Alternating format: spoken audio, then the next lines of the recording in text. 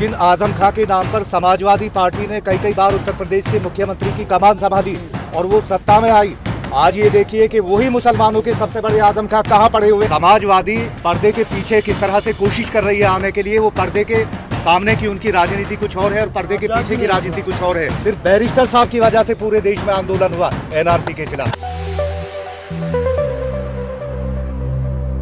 जहाँ जाते हैं तो लोग कहने लगते हैं वोट कटवाया हुआ है। अखिलेश यादव राजभर आपके साथी थे कल तक, वो कह रहे हैं कि वोट कटवाया हुआ भाजपा से मिला हुआ है। देखिए, वो इसलिए ऐसी बात कह रहे हैं कि आज तक सबने मुसलमानों का वोट इस्तेमाल करके और अपनी कुर्सी बचाने और सत्ता भोगने का काम किया है।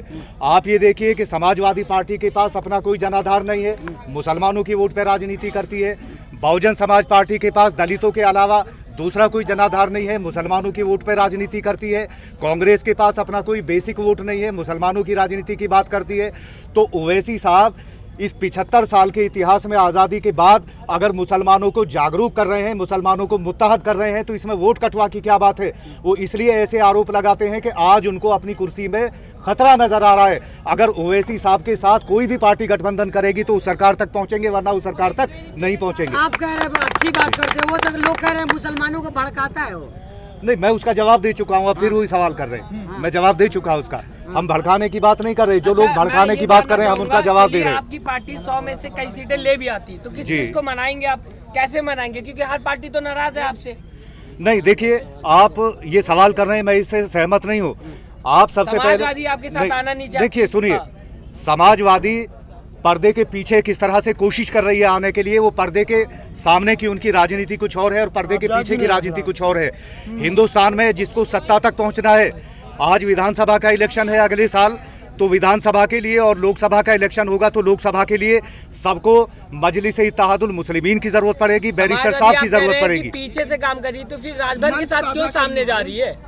राजभर को उन्होंने हेलीकॉप्टर से उड़ाया, सामने सबने देखा, तो फिर ओवैसी साहब के साथ ऐसा क्यों कर रही है? क्या ओवैसी साहब की साझा कीजिए। मैं आपको ये बता दूं कि कोई रास्ते बंद नहीं है, अखिलेश जी के लिए भी और बैरिस्टर साहब के लिए भी। अगर खुले भी तो कहाँ है? नहीं, आपके सामने नहीं खुले हैं, अंदर खाने वो जो पार्टियों का हाईकमान देखिए, ये मसला हाईकमान का है, वो अखिलेश जी उस चीज का जवाब देंगे कि उनको किसकी जरूरत है या नहीं है। बहरहाल हम तो अपने समाज को, अपनी कौम को मुत्तहद करने का काम कर रहे हैं, हिंदुस्तान को संविधान मतलब बचाने का हम लोग काम कर रहे हैं। अब ये उनकी जरूरत है कि उनको किससे बात करनी है, किससे बात नहीं करनी है।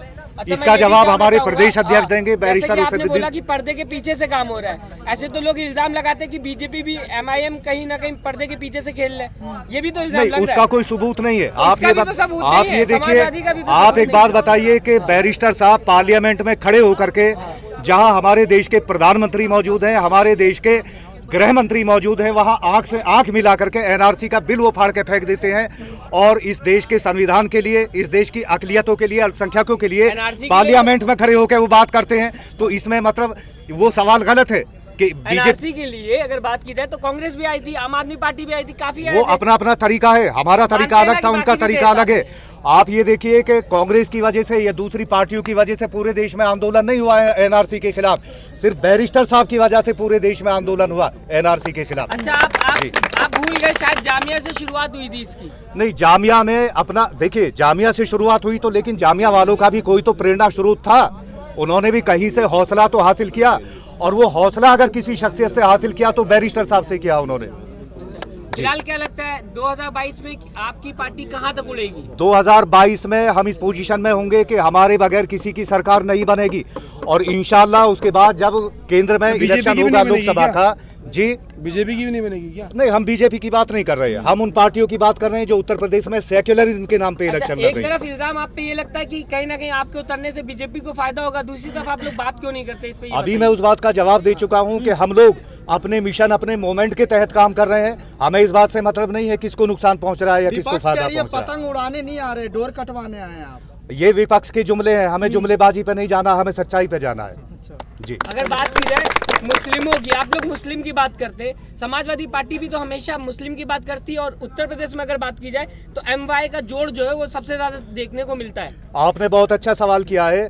जिन आजम खां के नाम पर समाजवादी पार्टी ने कई बार उत्तर प्रदेश के मुख्यमंत्री की कमान संभाली और वो सत्ता में आई, आज ये देखिए कि वही मुसलमानों के सबसे बड़े आजम खां कहाँ पड़े हुए हैं, समाजवादी का कोई आदमी आया उनके डिफेंस में? आगे क्या वो आज भी नहीं, समाजवादी सवाल आने का नहीं है। आजम खां की हालत जार इस समय जो दयनीय स्थिति है उस पर सबसे ज्यादा अगर बोलने का काम किया है तो बैरिस्टर साहब ने किया है। समाजवादी पार्टी के आदमियों को शर्म आनी चाहिए कि उन्होंने आजम खां के चेहरे को सिर्फ भुनाया, आजम खां के लिए कोई डिफेंस में नहीं आए। उनका परिवार तो आपके साथ नहीं खड़ा है ना, उनका परिवार तो परिवार देखिए, यहाँ परिवार की बात नहीं हो रही है, यहाँ देश के मुद्दों की बात हो रही है।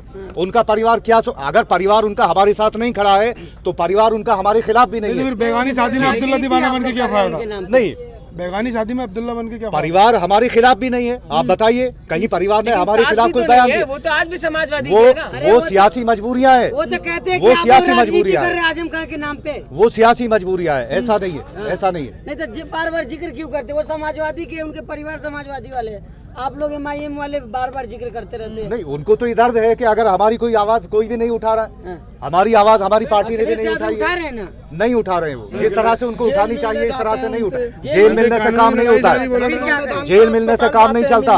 हजारों लाखों कार्यकर्ता उत्तर प्रदेश में समाजवादी पार्टी के हैं, उनको सड़कों पे आना चाहिए था। जेल में मिलाई करने से कुछ नहीं होता।